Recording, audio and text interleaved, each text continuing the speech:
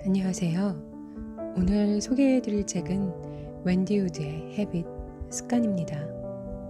우리 주변에서 성공한 이들을 보면 항상 뭔가 자신을 엄격하게 몰아붙이고 비범한 의지력을 발휘하고 유혹에 꾸준히 저항해야 성공한다고 보는데요. 실제로 이들은 무언가를 자제하거나 인내할 상황 자체를 만들지 않고 습관을 활용한다라고 합니다.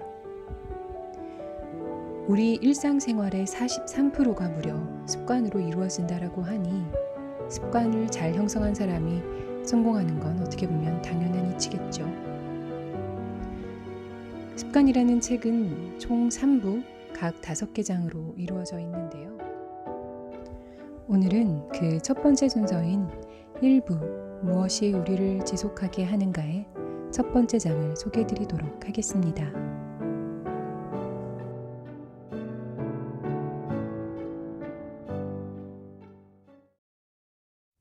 나 자신을 변화시킨다는 게 정말 얼마나 어려운 일인가. 그래서 그녀는 좀 더 실질적인 대책을 강구했다. 자신의 계획을 실천하겠다고 SNS에 공개적으로 맹세해 실패의 대가를 더욱 무겁게 한 것이다. 살을 빼지 않는 게 오히려 더 어렵도록 자신이 처한 환경을 조성하기 시작했다. 하지만 그녀의 최종 결과는 그냥 아무것도 바뀌지 않았다. 그녀에게는 살을 빼야 한다는 분명한 이유와 그에 필적하는 강력한 의지도 있었고 주변의 열렬한 지지까지 폭넓게 얻었다. 변화를 이뤄내기에 충분한 조건이 갖춰진 것처럼 보였지만 결과는 아니었다.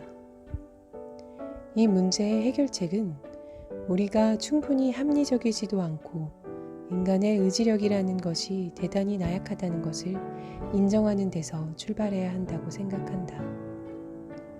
우리의 행동 뒤에 숨은 원인은 웬만해선 잘 드러나지 않기 때문이다. 우리는 변화를 원하고 강력한 의지를 세운다. 그 정도면 충분할 것이라고 자평하며 벌써 절반 정도는 목표를 완수한 것처럼 뿌듯함을 느낀다.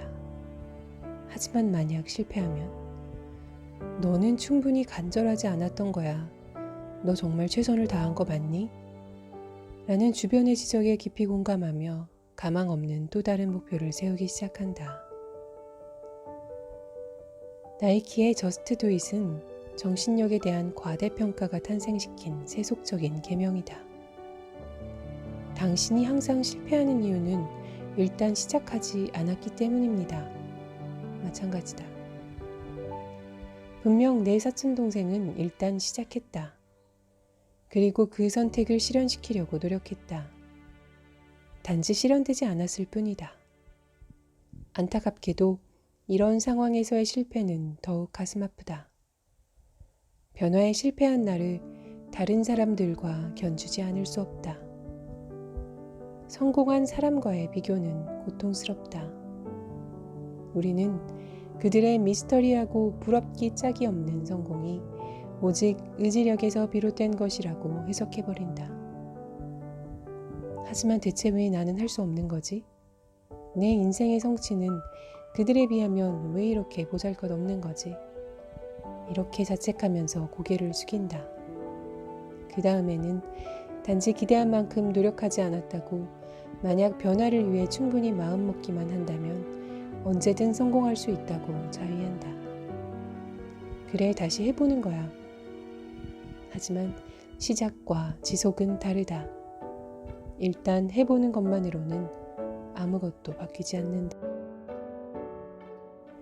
우리는 종종 어떤 목표를 세우면 마치 가장 큰 난관을 넘은 것처럼 뿌듯하게 생각한다.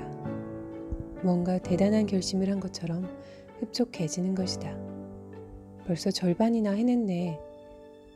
그럴만도 하다. 시끄럽고 혼란스러운 이 세상은 우리가 결심 자체를 하지 못하도록 방해한다.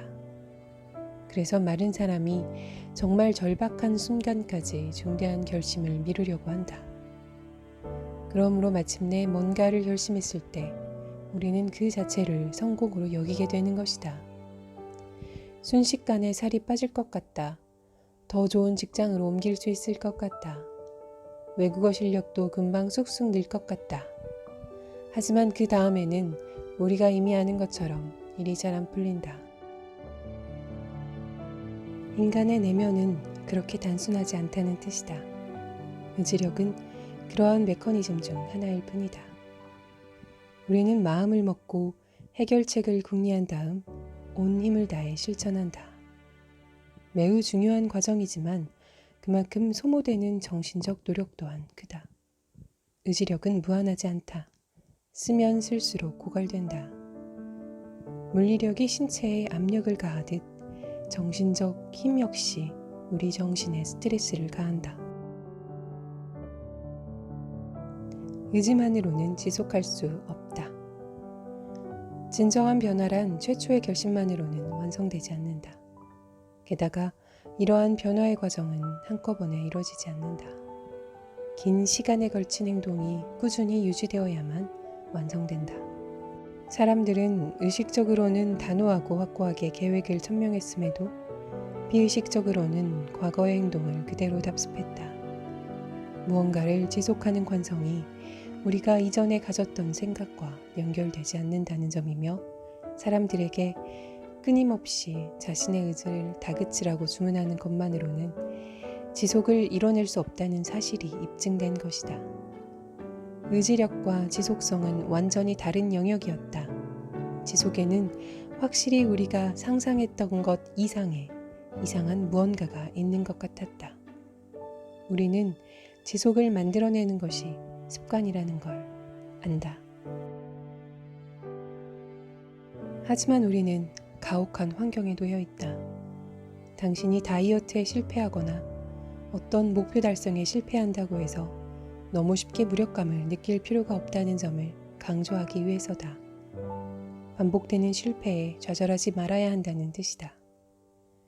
우리가 사는 이 세계는 우리에게 끊임없이 더 나은 나가 되라며 험난한 과제를 안겨주지만 또 한편에서는 그 과제를 달성하는데 더 큰 비용을 지불하도록 몰아붙인다.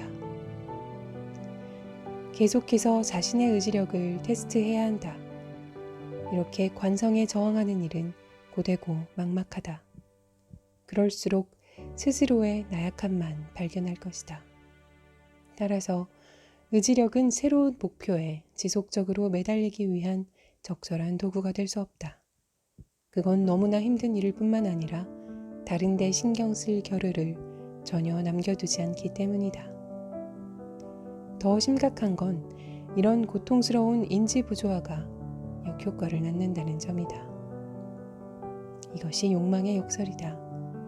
욕망을 억누르려는 시도는 첫날의 의도를 약화시키고 목표 달성을 더 어렵게 만든다.